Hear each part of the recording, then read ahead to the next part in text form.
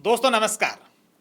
दोस्तों वैसे तो मैं कभी किसी को इंटरव्यू नहीं दिया मैंने, और मैं वो शख्सियत भी नहीं हूँ कि किसी को मैं इंटरव्यू दूँ, ऐसी कोई बात भी नहीं है। हालांकि इंटरव्यू बड़े लोगों का लिया जाता है जो किसी काम अच्छा काम करते हैं, या फिर कोई पॉलिटिशियन होते हैं, या अलग अलग क्षेत्रों में अलग अलग अच्छा अच्छा काम करते हैं। लेकिन मेरे मित्र गोकुल भाई, जो पिछले 15 सालों से हमारी मित्रता है, और जब से इन्होंने ये नया स्टूडियो सेटअप किया है यहाँ पर पॉडकास्ट का, मैं सबसे पहले तो इनको बधाई दूंगा कि बहुत अच्छा इन्होंने नई शुरुआत बाड़मेर में की है।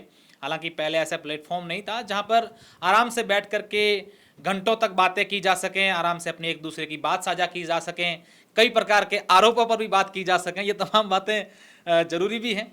तो गोकुल पिछले कई दिनों से लगातार हमारी बातचीत हो रही थी। मैंने कहा मैं जब मुझे समय मिलेगा मैं बाड़मेर आऊँगा, तब जरूर आपके पास आऊँगा और हम लोग बैठ के बातें करेंगे। गोकुल को मैं बहुत बहुत बधाई भी देता हूँ कि आपने बहुत अच्छा ये शुरुआत की है। अब आप शुरू कीजिए, क्या क्या क्या सवाल मुझे पूछने वाले हैं। धन्यवाद सर, आपका सर स्वागत तो है मत कहो, पहले तो वही बोलो कि भाई। हाँ, सर किसे कहते मीडिया हैं? जगत के आप बड़ा नहीं चेहरा नहीं, हो। कोई बड़ा नहीं है। देखो, कोई बड़ा छोटा किसी भी काम में नहीं होता है। उसका काम सही बात है। या आप काम करते हो वो उससे तय होता है कि बड़ा छोटा क्या होता है। बाकी बड़े छोटे तो क्या, सब समान होते हैं। सही बात।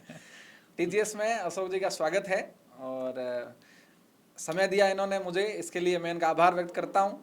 ऐसे बहुत सारे बाड़मेर के विषय थे जिस पर मुझे अशोक जी से बात करनी थी, तो मैंने इनसे लगातार निवेदन किया कि आप मुझे समय दें। बात तो एक ही करनी थी, तो वो आगे करेंगे भी, और कोई बात नहीं करनी थी। तो बात बहुत सारी बातचीत होगी, बहुत मज़ेदार ये पॉडकास्ट होगा, तो आप देखिए इसको पूरा और कमेंट बॉक्स में बताइएगा आपको कैसा लगा। तो मेरा सबसे पहले आपका यही सवाल, आपसे यही सवाल है कि मेरा सबसे पहले तो आपसे यही सवाल है कि आप पत्रकारिता जगत में कैसे आए? आपने कैसे ये तय किया कि मैं पत्रकारिता जगत में ही जाऊंगा? ऐसा है, पत्रकारिता एक समय था जब मैं गांव से आया, जिस गांव से मैं बिलोंग करता हूं वहां से आया यहाँ काम करने के लिए। जब यहाँ पत्रकारिता को लेकर मैं समझता भी नहीं था। जब मैं 12th में पढ़ाई करता था, ठीक है, हाँ अखबार उस समय पढ़ते थे, और फिर एक्सीडेंटली किन्हीं के साथ कहीं जुड़े, हॉकर का काम करते थे। हॉकर जहाँ अखबार सप्लाई किया जाता है, और साथ साथ में मैं बाड़मेर के पीजी कॉलेज से स्वयं पार्टी के तौर पर मैं मेरा ग्रेजुएशन भी कंप्लीट कर रहा था। तो उस समय कहीं पर भी जॉब भी कर रहा था। तो ये तीन काम मेरे साथ में थे। जयपुर से एक अखबार आता था, 4 बजे यहाँ पर बस पहुँचती थी। उस अखबार को लेकर के फिर जा कर के ऑफिसों में वितरित करके आना, और जब ऑफिसों में दिए अखबार वितरित करने जाता था, तब अधिकारियों को अखबार देना, उनको देखना, तो उससे प्रभावित हो गया कि यार ये तो बड़ा अच्छा काम है। इसमें तो इतने तो बड़े लोगों से हम लोग मिल रहे हैं, जनप्रतिनिधियों से मिल रहे हैं, पढ़ाई भी चल रही थी, साथ साथ में काम भी कर रहा था, तो सब चीज़ें साथ साथ में थी, और ये शुरुआत हो गई। हालांकि कुछ समय के लिए बीच में मेरी पढ़ाई भी छूट भी गई थी। फिर स्वयं पाठी के तौर पर मैंने पढ़ाई की और उसके बाद काम किया। तो बहुत सारे एक जीवन की लंबी संघर्ष कहानी, जीवन की कहानी पर अपन फिर कभी बात करेंगे। कई लोगों को कुछ चीज़ें पता नहीं होती हैं कि कैसे क्या क्या जीवन में किसी के होता है। हालांकि कई सारे लोगों के जीवन में होता है, उस पर अपन बाद में कभी आराम से बात करेंगे। तो पत्रकारिता में आना मेरा एक्सीडेंटली है, कोई ये नहीं था, सपना नहीं था, या किसी का ये नहीं था कि यहाँ पत्रकारिता में जाना है, पत्रकारिता करना है। ये अच्छा, एक्सीडेंटली इसमें आया है। आज कैसा महसूस कर रहे हो पत्रकारिता? बहुत बढ़िया, बहुत अच्छा पत्रकारिता में आकर के, और जिस तरीके से मैं महसूस नहीं होता है इसमें, हमारा जो काम है ना, उस काम के प्रति हमारा डेडिकेशन हमारा पूरा होना चाहिए। हमारा काम सार्थक तब होता है जब अपन काम किसी और के लिए करके, और उसको अलग, यार इनकी वजह से मेरा ये काम अच्छा हो गया। अच्छा। वो जब करते हैं ना, वो जब पल आता ना, वो सुकून देता ना, बस। और इतनी अच्छी रात को नींद आती है। एक टारगेट होता है, मैं सुबह उठता हूँ गोकुल भाई, तब रोजाना एक टारगेट लेके आता हूँ, आज किसी न किसी का मुझे भला करके आना है। अच्छा। किसी न किसी एक का करूँ, किसी भी अपना, कोई मुझे फ़ोन करते हैं, अशोक जी हमारे वहाँ पर जो है वो पानी की इतनी समस्या है, तो फिर मैं उस काम की मुझे टारगेट होता है कि एक काम तो मैं करके ही जाऊँगा। फिर उसके पीछे लग जाता हूँ, उसका नहीं हुआ, फिर अधिकारियों को फ़ोन करना हो, किसी से थोड़े करने हो, किसी के आगे हाथ जोड़ने, यार उसका कर दो ना यार सर। बहुत कई बार तो मैं ये भी कहता हूँ यार उनके बेचारे वाकई में पानी नहीं है, कई बार ऐसे करना पड़ता है, और काम हो जाते हैं। और जब काम होते हैं फिर उस सामने से फ़ोन आता है, अशोक जी बहुत बहुत धन्यवाद, हमारा काम हो गया। कई बार 2 दिन 3 दिन लग जाते हैं, लेकिन काम किसी न किसी एक काम को करते निवेदन से काम करवाते हो अधिकारियों से या हैं। धमकियां देके? निवेदन, नहीं, धमकी से। पत्रकार को तो तीसरा स्तंभ मानते हैं लोकतंत्र में। पत्रकारिता में धमकी वो देते हैं जिनको पत्रकारिता, मैं इस बात को लेकर छोड़िए, धमकी से कभी कोई काम नहीं होता, चाहे पत्रकार हैं, चाहे अधिकारी हैं, चाहे जनप्रतिनिधि हैं, चाहे सामान्य व्यक्ति हैं, चाहे कर्मचारी हैं, या कोई भी है, कभी कोई काम धमकी से नहीं होते हैं।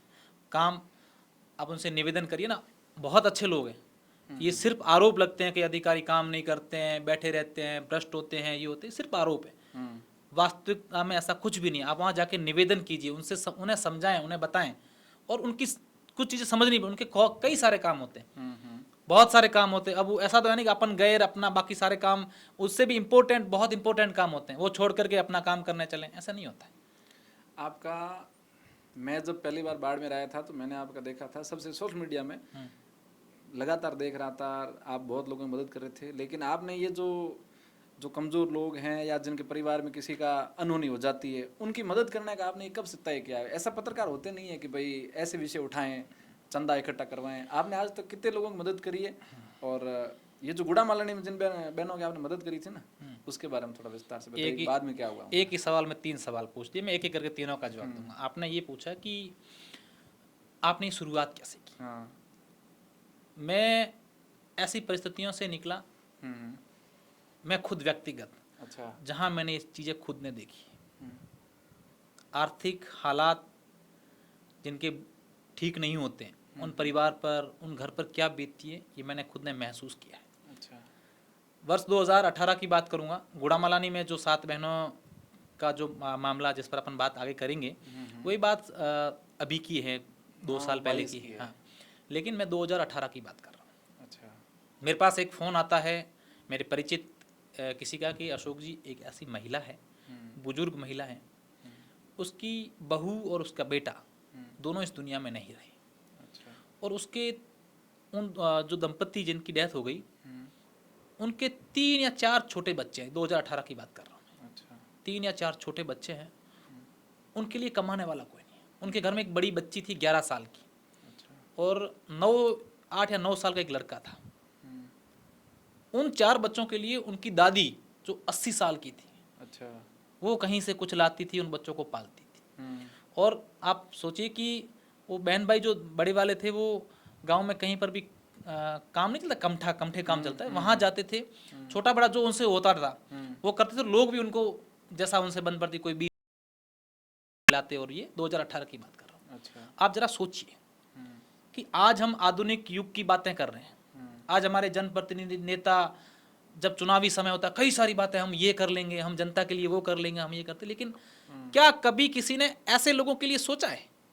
क्या ऐसे लोगों की उनके पास सूची है कि आपके क्षेत्र में, आप चाहे विधानसभा क्षेत्र की बात करो, पंचायती राज चुनाव में जिला परिषद सदस्य, पंचायत समिति सदस्य, सरपंच, वार्ड पंच, फिर आपके प्रधान, फिर प्रमुख, फिर विधायक, फिर आपके सांसद, मंत्री, मुख्यमंत्री, मैं ये जानना चाहता हूँ तमाम लोगों से, ये सूची बनाते हैं कि सड़क कहाँ पास करनी होती है, कौन से गांव में कितने हैंडपंप देने हैं, ट्यूबवेल कहाँ बनने हैं, या बड़े काम कहाँ बनने हैं। ठीक है, विकास के लिए ज़रूरी भी है, होने भी चाहिए, लेकिन एक चीज़ उनमें ये ऐड भी होनी चाहिए कि आप जिस क्षेत्र से हैं उस क्षेत्र में कम से कम एक गांव के ऐसे परिवारों की सूची तो बनाओ जो उनके पास कुछ नहीं है, वो 2 जून की रोटी के लिए संघर्ष करते हैं।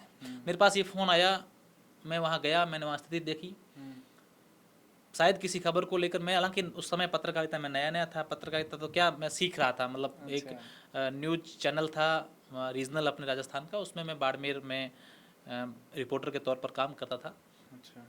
उस समय मेरा खुद का सोशल मीडिया प्लेटफॉर्म मतलब इतना नहीं था, कोई 5-7 हज़ार फॉलोअर्स थे, तो उतना कौन पहचाने। अच्छा। मैंने वहाँ गया, वहाँ देखा एक कच्चा झोंपा बना हुआ है, एक अपन यहाँ अपने बाड़मेर में उसे कुड बोलते हैं, जो कच्ची मिट्टी की दीवारों की बनी होती है, उसके ऊपर ये कच्चा घास फूस डाल करके, वो दोनों ही उसके घर में बने हुए थे। अच्छा। और 4 बच्चे वो थे। मैं गया, माता जी, मैंने देखा उनका आपके बैंक में खाता है क्या? उनका हाँ, मेरा बैंक में खाता है। SBI में उनका बैंक में खाता था, SBI बाड़मेर कलेक्टेड शायद शाखा में था। अच्छा। तो मैं जैसे मैं बोला, वहाँ लोगों से निवेदन किया वीडियो के माध्यम से, और मेरे सोशल मीडिया प्लेटफॉर्म पर अपलोड भी किया, लेकिन शायद उस समय इतने लोगों ने नहीं देखा। उस समय फ़ोन पे भी नहीं हुआ करता था ये UPI वगैरह? नहीं, उनके नहीं था, वो था, कुछ लोगों के था, लेकिन उनके नहीं था। अच्छा। उनके कुछ भी नहीं था। फिर मैं पत्रकारिता में नया ना, तो कुछ अच्छे जो बाड़मेर के अच्छे अच्छे लोग थे, भामाशाहों से मेरे संपर्क थे। मैंने उनसे संपर्क बनाए थे कि यार ये बड़े लोग हैं, तो क्या पता कभी काम आ जाए। तो मैंने उनको फ़ोन किया, सर ये बात है, ऐसे ऐसे परिवार है, आप प्लीज़ उनके लिए कुछ मदद करोगे। या मेरे मित्र थे उस समय के, मैंने उनको फ़ोन किया, यार अपने स्तर पर कुछ करो, आप करो। मैं 2-3 नाम यहाँ पर लेना भी चाहूँगा। लूण सिंह झाला, लूण सिंह जी को मैंने उस समय पहली बार फ़ोन किया। अच्छा। मैंने कहा सर ये एक परिवार है, तो आप, तो मैं धन्यवाद देना चाहूँगा। और लूण सिंह जी उस दिन नहीं, उसके बाद जब भी मैंने ऐसे की तो हमेशा तत्पर रहे। अच्छा। तो वो आए गाड़ी भर करके, उसमें गाड़ी में बोरियां, गेहूँ, सार, बाजरी, राशन का सामान पूरा भर के, खुद की गाड़ी में स्कॉर्पियो में भर के वहाँ आए। मैं वहीं रुका, नहीं पहले हम वापस आ गए थे, फिर नैना के फ़ोन किया, फिर हम लोग दूसरे दिन वहाँ भर के गाड़ी गए, उसके घर के अंदर सामान रखा। फिर मेरा एक मित्र है ईश्वर राय का, ईश्वर राय का, तो मैंने उनको फ़ोन किया, यार ईश्वर ये, मैं उस समय हमारे सब मित्र, तो मैंने और तो किसको फ़ोन करे, सोशल मीडिया पे तो कुछ लोगों ने ज़रूर मदद की थी। तो ईश्वर ने भी उस समय मेरे हिसाब से सभी मित्रों को मिला करके व्हाट्सएप ग्रुप में 30-40 हज़ार रुपये इकट्ठा किया। अच्छा, 18 में? हाँ, इकट्ठा करके और मेरे को फ़ोन किया, अशोक जी हमने कर दिए पैसे, हम गए, फिर हम वहाँ गए, वहाँ उनको दिया। आप सोचो उनके लिए उस समय, फिर वो अच्छी मुहिम चली। अच्छा। आई थिंक मुझे जहाँ तक याद है 7-8 लाख रुपए कुछ दिनों में हमने इकट्ठा कर दिया। अच्छा। ये आनंद जी को आप जानते होंगे, आनंद जी जिनकी स्कूल चलती है गणेश विद्या मंदिर। आनंद जी ने मुझे फ़ोन किया, अशोक जी आपका मैंने वीडियो देखा, आप ये किया, मैं उन सभी बच्चियाँ जो बच्चे उनके हैं उनको मैं मेरी ओर से मुफ्त में पढ़ाऊँगा, मैं उनसे 1 रुपया नहीं लूँगा, सारी पढ़ाई मेरी ओर से बच्चों की करूँगा। गणेश विद्या मंदिर? हाँ, गणेश विद्या मंदिर में। तो लोग ऐसे आते आगे गए। अच्छा। और उनके लिए आर्थिक मदद भी हुई। अच्छा। 1 साल बाद मुझे बच्चा मिला। अच्छा। 1 साल या 1.5 साल बाद मार्केट, तो मैं बाइक पे खड़ा था कहीं पर, तो मेरे पास आके वो खड़ा यूँ मेरे साथ लगा रहा है, अशोक जी की करो। अच्छा। मैं ठीक है भाई बेटा, तो मन थे ओळख्यो? मैं को ना, तो थे हमारे घरे आया था, हमारे डैडी में आया था। अरे मैं यार तो ये बड़े, मैं क्या हाल है तेरे, बता, तुम वापस मिला ही नहीं। तो मेरे अच्छे हैं, मैं पढ़ता हूँ, मेरी बहन भी पढ़ती है। मतलब ये जब जो होता है ना, तब बड़ा अच्छा लगता है। ये मेरे ऐसे काम, हालांकि उससे पहले क्या किया मुझे इतना याद नहीं है किसके लिए हमने क्या किया, इंसान को करना भी चाहिए। ये मैंने किया, मैं ये नहीं करूँ मैंने किया, मैं कुछ नहीं किया, मैं सिर्फ माध्यम बना। मैंने सोचा कि यार मैं कुछ करूँगा, हो सकता है कुछ लोग, ये किया सिर्फ लोगों ने, भामाशाहों ने, जो पैसे तो खूब कमाते हैं और किसी के लिए मदद करते हैं, तो उन लोगों ने किया और उन लोगों ने दिया। गुड़ामलानी की बात करें तो मैं वहाँ जब गया, मुझे ये मालूम चला कि ऐसा ही घटना हुई है, मैं सिर्फ खबर करने गया था। अच्छा। एक्सीडेंटली खबर। अच्छा। हमें हर घटना को, हमारा काम है दिखाना, खबरें दिखाना, हमारा यही काम है। और मेरी कोशिश रहती है कि कोई भी घटना, तो मैं मौके पर कैसे पहुँचूँ, उस घटना को डीपली कैसे देखूँ, उसको समझूँ कैसे। मुझे व्हाट्सएप पर खबर आ गई, किसी ने वीडियो भेज दिया, कुछ बोल दिया, उस पर आदि जा धूँ बोलना, बोला कि नहीं, कैसे नहीं। कोशिश रहती है, हालांकि कई जगह पर हम भी, हर जगह हम पहुँचे संभव नहीं है, कुछ चीज़ें लिमिटेशंस होती हैं। तो वहाँ मैं गया, वहाँ देखा हालात, मंजर आप सब लोगों ने वीडियो में देखे होंगे क्या हालात थी। और फिर मैं जब वहाँ से खबर करके, जब उन दोनों दंपति की शव आए थे और बच्चा जोधपुर में भर्ती था, जब वहाँ पर आए शव और मैं वहाँ से निकला, मेरे साथ मेरा सहयोगी कैमरामैन उम्मेद था, हम लोग खबर करके, आंखों में आंसू थे।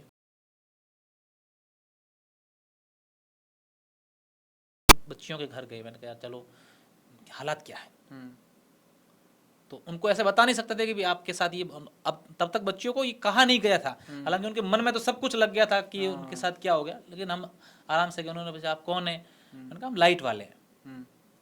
आपके घर में मीटर लगा है ना, हम चेक करने आए हैं लाइट में आपके कितना बिल आ रहा है कि नहीं है, हम लाइट वाले हैं। अच्छा। तो हमें क्या था कि ऐसी हमने खबर तो कर ली थी कि इनकी मदद करनी है, लेकिन किस पे करवाएं, उनके अकाउंट भी चाहिए। तो हमने कहा भाई बेटा आपके पास आपका कोई बैंक डायरी वगैरह है क्या, हम लाइट वाले हैं उसमें बिल देखते हैं। तो वो बच्चियाँ होशियार थे, उन्होंने कहा लाइट वाले बैंक डायरी से क्या करेंगे। मैंने कहा ठीक है हम मीटर चेक करते हैं। मैंने ऐसे मीटर करके, और मेरे उस समय मेरे से पैर वहाँ पर कांपने शुरू हो गए, मैं खड़ा नहीं रह पाया और वहाँ से निकल गया सब खबर करके। और मैं वहाँ से निकला, मैं उस समय मानो रात के 10-11 बज गए होंगे, बाइक पे हम लोग गए थे मालपुरा। अच्छा, बाइक से गए थे? बाइक से गए थे, बाइक ही थी तो कहाँ, कार तो अब हुई है ना। नहीं लंबा सफर है ना। हाँ, दूरी बहुत है। हाँ यार पूरा बाइक इतना लंबा चौड़ा है। हाँ, फिर हम लोग, मैं तो बाइक खबरों करने के लिए, मैं सर्दी बारिश गर्मी लू, बाड़मेर का एक एक गांव मैंने बाइक घूम घूम करके खबर कवर के जहाँ खबर होती है। एक बार खबर आई गुड़ामलानी में एक ट्रक 2 ट्रक भीड़ गए, आग लग गई, दोनों में 2-3 लोग जिंदा जल गए थे। सुबह सर्दियाँ थी, सुबह 4 बजे मैं यहाँ से उठा, ऊपर कपड़े वपड़े ओढ़ के मेरे सहयोगी को लेकर के, मेरा सहयोगी बड़ा यूँ मैं फ़ोन कर देता उम्मीद भैरानी तुरंत हाजिर कर, चलो सर चलते हैं। फिर हम लोग गए वहाँ खबर, तो ये खूब सारा किया। और ये किया, किसी पर एहसान नहीं किया हमने, हमारे खबरों के लिए किया। सब लोग करते हैं जो करते हैं अपना। तो वहाँ हम लोग रात को 11 बजे वहाँ से मालपुरा से निकले। फिर मैंने उम्मीद को कहा, यार उम्मीद अपन कुछ भी करके इन बच्चियों की मदद तो कर पाएंगे। मैंने कहा भाई साहब कैसे क्या करो, मैंने अपन करेंगे वीडियो डालेंगे, उसमें कुछ करेंगे लोग, नहीं तो अपन फ़ोन करेंगे किसी को, तमाशाओं को बोलेंगे, फ़ोन कर कर बोलेंगे यार इनकी मदद करो ना, कुछ करो ना, ऐसे करके 10-20 लाख तो अपन करवानी है। तो ठीक है भाई साहब। हमने रात को खबरें की, लोगों के बहुत सारे फ़ोन आए, बहुत सारे लोग दुखी हुए। दूसरे दिन मैं वहाँ गया, दूसरे दिन खबर की, 3 दिन 2-3 दिन मैं रेगुलर गया। और मुझे, मैं आपको एक आज मेरी एक बात बताता हूँ। मेरी रियल 7 बहनें सगी, अच्छा, और मैं एक भाई हूँ, अच्छा, और वो भी 7 बहनें थी। अच्छा। तो कहीं ना कहीं मैं मेरी बहनों को उन बहनों में देखने लग गया। मैंने कहा इनकी करनी है यार, अपने को जैसा हो करेंगे। फिर 2-3 दिन में सब लोगों ने सहयोग किया, खूब सहयोग किया। करीब 3.25 करोड़ रुपए कुछ दिनों के अंदर उन बच्चियों के लिए आ गए। 3.25 करोड़ रुपए। अच्छा। और फिर बाड़मेर के कलेक्टर साहब उस समय लोक बंधु जी थे, और जन प्रशासनिक अधिकारियों का, वहाँ के जनप्रतिनिधियों का, सबका सहयोग लिया। और उस समय सब लोग उस घटना के बाद में बहुत दुखी भी थे, और घटना थी भी बहुत दुखद घटना थी। हालांकि ऐसी तो मिल करके फिर एक कमेटी बनाई कलेक्टर साहब के निर्देशन में। बाड़मेर के जो बैंक हैं, बाड़मेर सेंट्रल कोऑपरेटिव बैंक में सभी बच्चियों के जो 7 बहनें हैं, उन सभी बच्चियों के अलग अलग डिविडेंड करके करीब 40-40 लाख रुपए की एफडियाँ करवाई, और कुछ पैसे उनके घर बनाने के लिए भी रखे, और सब कुछ सेट हो गया। तो ये आपके 2 सवाल। और मेरा तीसरा, आपने पूछा कि अब तक आपने ऐसे कहा, मुझे याद नहीं है। अच्छा। मेरे पास मैं किसी क्या कहते हैं आंकड़ों के लिए काम करता, कि भी आंकड़े बनाने हैं, फिर या फिर किसी एनजीओ के लिए काम करता, या खुद का सर्टिफिकेट लेने के लिए, यार हाँ इतना बड़ा काम करता। तो आई थिंक जहाँ तक मुझे मोटा मोटी याद है, तो अब तक ऐसे करीब 100 परिवारों की हमने मदद की होगी। करीब 30-40 करोड़ रुपए इस प्रकार के वीडियो को देख करके लोगों ने अपनी भावनाओं से, अपनी श्रद्धा से ऐसे परिवारों की मदद की होगी। मैं और भी आपको 2-3 ऐसी मैं चीज़ें आपको बताना चाहूँगा। एक गिड़ा के पास में एक ऐसा परिवार, शायद परेऊ या गिड़ा के पास में, बहुत उनके साथ हुआ। कि हालात जाकर के अगर देख लो ना, बहुत दुख होता है वहाँ। वहाँ जाके हमने देखा परिवार इतना मतलब था कि मतलब आप आंखों में आंसू आ गए। अच्छा। वहाँ जाके किया। और जब उनके 12वां होता ना, 12वां, क्या घटना थी वहाँ? वहीं सहम थी। 5-6 बच्चियाँ थी, उनके पिता की मृत्यु हो गई। मुझे घटना एग्जैक्टली याद नहीं, लेकिन बहुत ही दुखदायी। और अब मेरे पास खूब सारे लोग फ़ोन करते हैं, अशोक जी हाँ ये ऐसा हो गया यार, इसके अब इलाज के लिए आप आओ, मुहिम चलाओ। ये ऐसा करते, मतलब कुछ सोचना भी चाहिए। मदद किसकी की जाती है? जिसके आगे पीछे अब कुछ नहीं हो, जिसके पास अब जमीन भी नहीं है, जिसको बेच करके और पेट पाले, या उसके परिवार में ऐसा कुछ भी नहीं है जो कल को उससे कुछ उम्मीद लगा सके, ऐसे लोगों की मदद की जाती है। हाँ, मुझे इसी पे पूछना था कि अपन आप जो कर रहे हैं ना, इस पे बहुत सारे लोग भेज रहे हैं। मुझे किसी ने भेजा कि बामंडला में कोई ऐसी घटना हुई, रमना अशोक जी को फ़ोन किया, उन्होंने मदद नहीं कर पाए। वो मैं आपसे ये जानना चाहता हूँ कि ये मदद किस लोगों की, किस कैटेगरी के, किस लेवल के लोगों की जानी चाहिए? देखो, आपने बहुत नजदीक से देखा है दुनिया में। मैं पहली बात तो ये कि मैं मदद नहीं करता, मैं सिर्फ माध्यम बनता हूँ। आपके मदद लोग करते हैं। हाँ, धन्यवाद के पात्र तो वो हैं लोग। मुझे लगता है अशोक जी आपको बहुत बहुत धन्यवाद, आपने बहुत अच्छा किया। मुझे धन्यवाद, मेरे को धन्यवाद देने से ज़्यादा धन्यवाद उन लोगों का बनता है जिन लोगों ने पैसे दिए हैं। आपके माध्यम से सभी को जाता ही है। हाँ, मैं सिर्फ भी वो एक को दे नहीं सकते। मैं माध्यम बनता हूँ। मैं सही बात है, धन्यवाद वो आपके माध्यम से देते हैं। हाँ, मैं उनका माध्यम बनता हूँ कि मैं बताऊँ। अब पर्टिकुलर मुझे नहीं पता कि आप कौन सी घटना की बात कर रहे हैं, लेकिन हाँ मेरे पास कई सारे फ़ोन आते हैं, और कई जगह वास्तविक घटना भी होती है जहाँ मुझे जाना भी चाहिए, लेकिन कुछ ऐसी स्थितियाँ बनती है कि मैं नहीं जा पाता हूँ। अच्छा। कुछ मेरे भी काम होते हैं, या मैं चल टाइम के उसके बाद चलो ये सीजन के बाद में आऊँगा, कभी कब मैं कहाँ चला गया, कभी कहाँ चला, तो नहीं जा पाता। और कई ऐसी भी घटनाएं हैं जहाँ पर अब बहुत सारे फ़ोन आते हैं, वहाँ करो। मैंने क्या कहा, ऐसे तो अब मुझे हालांकि ये बातें नहीं करनी चाहिए कि घटनाएं अपन देखते खूब सारी रोजाना न जाने कितनी घटनाएं होती हैं, और उनके साथ बहुत बुरा होता है, जिनके साथ भी होता है ना बहुत बुरा होता है। लेकिन मेरी ये कोशिश रहती है कि जिनके पास अब हम अगर मदद नहीं करेंगे तो उनके लिए पीछे कोई नहीं। अब मेरे पास, मैं एक इंटरेस्टिंग कहानी सुनाता हूँ। मेरे पास एक फ़ोन आता है कि अशोक जी, हाँ बोलो। तो कि अशोक जी, मेरा एक भाई है, वो मानसिक विक्षिप्त है, उसका दिमागी संतुलन ठीक नहीं है, उसका इलाज करवाना है। तो मैंने कहा भाई करवाइए। तो कि मैं तो फ्री नहीं हूँ। मैं क्यों? तो मैं तो अहमदाबाद रहता हूँ, मेरे बच्चे यहाँ पढ़ते हैं, और तो इंग्लिश मीडियम पढ़ते, तो मैं उनको छुट्टी नहीं दिला सकता, उसको छुट्टी मिलती नहीं है। अच्छा। और मेरी वाइफ को वहाँ आना आती नहीं है, तो मैं तो फ्री नहीं हूँ।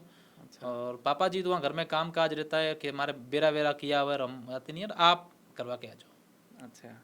अब मैंने कहा ठीक है भाई साहब, मैं तो यही कहता हूँ, ठीक है करेंगे। मैंने धन्यवाद, उनको फिर फोन रख दिया। मैं उनका नाम भी नहीं लूँगा, जगह भी नहीं बताऊँ, लेकिन ये क्या है, इसको अपन किस तरीके से देखें? ये होता है, ऐसे की जाती है क्या? अरे आपका भाई है, आपका परिवार है, हम नहीं करेंगे। हमें कोई गवर्नमेंट ने यहाँ पर वो रिक्रूटमेंट नहीं किया है, हमें यहाँ लगाया नहीं है कि आपकी ड्यूटी आपको करना है। हमसे जो बन पड़ रहा है वो हम कोशिश कर रहे हैं कि हम किसी की, जिनके लिए कोई नहीं है, जिनका वास्तव में कोई नहीं होता, उनके लिए हम लोग जाएं। उसके बाद हम रास्ता बताते हैं। मैंने एक अपना घर सेवा संस्थान जो राजस्थान सरकार के विशेष मेरे निवेदन किया, मंत्रियों से किया, प्रशासन सहयोग लेकर के, और एक मैंने अभी आपने देखा होगा एक अभियान चलाया है, जंजीर से जिंदगी तक। जंजीर से जिंदगी तक। उस अभियान के तहत गोकुल भाई, मैंने अब तक करीब 50 से 60 से, मुझे आंकड़ा, मैंने कहा ना आंकड़ा मुझे नहीं पता, ऐसे इतने लोगों को वहाँ जंजीरों से खुलवा दिया। आपका मैं कल एक वीडियो देख रहा था, कल ही रेन कोट पहना हुआ, आप बारिश में भीग रहे हैं, जा रहे हैं, वो भी सुनाऊंगा। मेरे पास एक फोन आता है कल, आपको पता, बहुत आपने परसों की बात, घर से बाहर निकल, बारिश बहुत ज़्यादा बारिश थी। मैं रेनकोट पहन करके घर से बाहर आया था, मतलब ये मार्केट कलेक्टेड की तरफ आया, तो फ़ोन है, अशोक जी मैं वहाँ से हूँ, और एक बुजुर्ग व्यक्ति है जो हमारे गांव के आसपास है, और खेजड़ी के पेड़ के नीचे भीग रहा है बेचारा, बंधा हुआ है जंजीरों से। मैंने कहा क्यों? तो कि उनका एक ही बेटा है, और वो बहुत गरीब है, उनकी खुद की ना ज़मीन है, ना उनका घर है, कच्चा वो बना हुआ है छपरा, वहाँ उसमें रहते हैं, और लोहे का काम वो करते हैं। गांव में कोई कुल्हाड़ी करना ठीक करवाने आते हैं, उनको ठीक कर देते हैं। उनकी पत्नी है बुजुर्ग, जो बनते हैं वो बहुत बुजुर्ग हैं, छोटे छोटे, जो एक बेटा, उनके छोटे छोटे बच्चे हैं, और पिछले कई सालों से बंधे हुए, और बारिश में भीग रहे हैं। मैं वहाँ गया, मैंने कहा चलो ठीक है, मेरे सहयोगियों को फ़ोन किया, तो हम आ रहे हैं, चलो। उम्मीद वेरा नहीं, उम्मीद नहीं, उसमें मेरे साथ भरत था। अच्छा। भरत था, राजेंद्र, जसवंत, हम लोग वहाँ गए, वहाँ देखा, वाकई में बेचारा वो बुजुर्ग बहुत भीग रहा था, और बातें कर रहे थे बहुत। मैंने कहा कैसे अंकल, तो बढ़िया बात है, एकदम से आपको लगे ही नहीं कि वो मानसिक विक्षिप्त है। फिर मैंने उनके परिवार के लोगों को पूछा, उनका आपने बांधा क्या? तो कि ये ऐसे तो बातें करेंगे, जब इनको खोलते हैं ना तो बकरियों का गला मरोड़ देते हैं, बकरियों भेड़ों को उनको मार देते हैं। अच्छा। खुद के घर को आग लगा देते हैं। अच्छा। जहाँ बच्चे मिलते हैं उनको मार देते हैं। अच्छा। बहुत ही यूँ, मतलब मानसिक संतुलन ठीक नहीं होता तो करते हैं। तो मैंने कहा आप इलाज करवाया? तो इलाज तो हमने नहीं करवाया। अच्छा। हमने भोपों को पूछा है, वहाँ आके पूछवाए, वहाँ गए, वहाँ कौन बोंदा, वहाँ बकरा चढ़ाया, वहाँ दारू चढ़ाया, ये किया वो किया। मैंने कहा भाई वो अपनी जगह श्रद्धा है, आस्था है, मैं उस पर कोई बात नहीं करना चाहता, लेकिन इलाज भी जरूरी है। तो उनको ले गए, उसके बाद हमने एडमिट तो करवाया था, फिर उनको शायद मेरे हिसाब से जोधपुर एडमिट किया या बाड़मेर में है, मैं वापस गया नहीं। ठीक होंगे जहाँ तक, अगर वो पास में खड़े रहेंगे, इलाज करवाएंगे, पैसे नहीं लगते। कई लोगों को लगता है कि यार ये सब निःशुल्क होता है उनका इलाज, तो सरकार ने योजनाएं चला रखी है, जानकारी का तो अभाव है। हम लोग क्या कहना चाह रहे हैं, मुद्दा पे थोड़ा बताइए, मीडिया मुद्दा क्या है लोगों को कि भाई मानसिक विक्षिप्त लोग हैं, आपको क्या करना होता है? अपने गांव के सरपंच को बताएं। अच्छा। नजदीकी जो जनप्रतिनिधि कि मेरे ये परिवार, उनको सब पता होता है, क्यों नहीं करते मुझे नहीं पता। ये भी है, ये भी है, सबको पता है। आप देखिए गोकुल भाई, मैं आपको गारंटी के साथ कह सकता हूँ, अपने आसपास बाड़मेर में और आसपास के गांव में एक भी ऐसा गांव नहीं है जिस गांव में ऐसा एक न एक व्यक्ति नहीं मिले। हो सकता है कुछ गांव नहीं हो, जहां पर नहीं हो, लेकिन अधिकतर हर गांव में आपको एक न एक ऐसा व्यक्ति मानसिक विक्षिप्त मिलेगा, जो आज भी इस आधुनिक युग में लोहे की जंजीरों से बंधा हुआ है। लेकिन ना कोई नहीं आगे आता।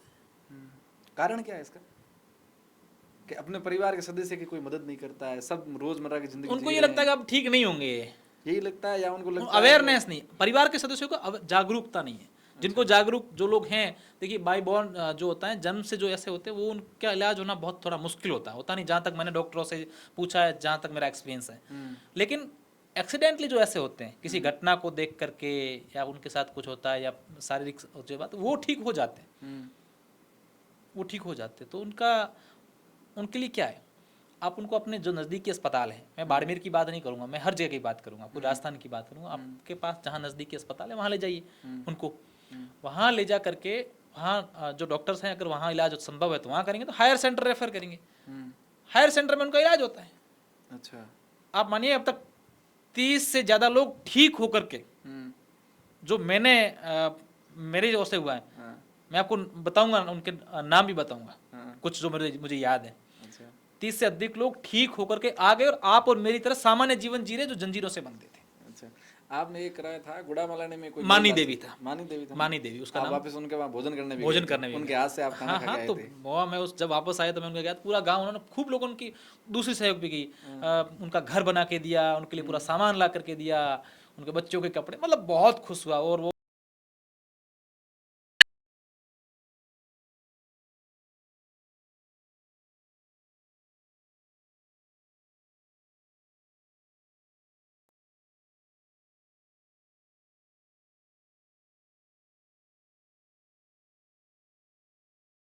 बंधा हुआ था, उनका एक वीडियो हमने अपलोड किया कि ऐसे मानसिक विक्षिप्त है और ये किया। फिर एक मेरे मित्र हैं अक्खा राम जी, अच्छा, जो जोधपुर एमडीएम में लगे हुए, अपने बाड़मेर के ही हैं। उन्होंने मुझे फ़ोन किया, अशोक जी यार ये आप इसका हम इलाज करवा सकते हैं। फिर एनजीओ की गाड़ी आई, उनको ले गए, वो ठीक हो गए। अच्छा। फिर एक दिन मैं कहीं गया, कहीं से जा रहा था, तो मेरे पास एक फ़ोन आता है, अशोक जी थे मैं अठो निकले हो।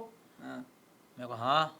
अच्छा। तो मैं थोड़ा देखा, मैं कौन बोलो, तो थे मन ओळखो कौन, मैं आप कौन बोलो, नाम तो बताओ। अच्छा। तो मैं वही बोल रहा हूँ जिसका आपने वीडियो लगाया था, ठीक हो गया, मैं अब वापस ठीक हो गया। आप सोचिए उस समय क्या खुशी का फील होती है, जो होता है ना, वो अलग ही होता है। तो ये सारी चीज़ें हैं, करनी चाहिए। जब आपके पास कुछ है, सिर्फ अंदर कमरे में बैठ करके या कुछ व्हाट्सएप पर चीज़ें आई है, या कुछ अपन बिना देखे कुछ यूँ ही किसी पर आरोप लगाना, किसी को बड़ा बताना, किसी को छोटा बताना, किसी के ये करना, ये जीवन की ये तो करते ही रहना है। लेकिन अपने पास जब कुछ अच्छा है ना, तो उसका सदुपयोग कैसे करें, उसका कैसे फायदा पहुंचाएं। कई आप जीवन में कुछ करोगे, अब जो नहीं करता है ना, उस पर कोई बातें नहीं होती हैं। कोई काम करेगा तो उस पर तो बातें होगी, अच्छी भी होगी, बुरी भी होगी, लेकिन उन बातों से विचलित नहीं होकर के काम करते रहना है। अच्छा, बस। वैसे आप बहुत मेहनत करते हैं, बहुत मेहनत करते हैं ऐसे लोगों के लिए, चाहे आप चंदा इकट्ठा करवाएं, चाहे ये जो मानसिक कमजोर लोग उनको हॉस्पिटल पहुंचाएं, उसके बावजूद भी आप पर एक बहुत बड़ा आरोप लगता है जातिवाद का। क्या लगता है? अशोक सेरा जी तो जातिवाद की पत्रकारिता करते हैं। जातिवाद की पत्रकारिता। अब मैं गोकुल जी आपसे पूछता हूँ, हालांकि मैं हमारे जो दर्शक अभी देख रहे हैं उनसे कहना चाहूँगा कि गोकुल मेरे मित्र हैं और मुझे पता है इनकी जाति क्या है और इनको पता है मेरी जाति क्या है। हम जाति पर बात नहीं करना चाहते, कई सारे आरोप लगते रहते हैं, कुछ लोग क्या, मुझे उस पर बात भी नहीं करना है और आज हम बात भी नहीं कर, लेकिन मैं मेरे गोकुल से, मेरे मित्र हैं, इसके हिसाब से सवाल पूछूंगा। अब मैं आपसे पूछूंगा, अच्छा जातिवाद का डेफिनेशन क्या है?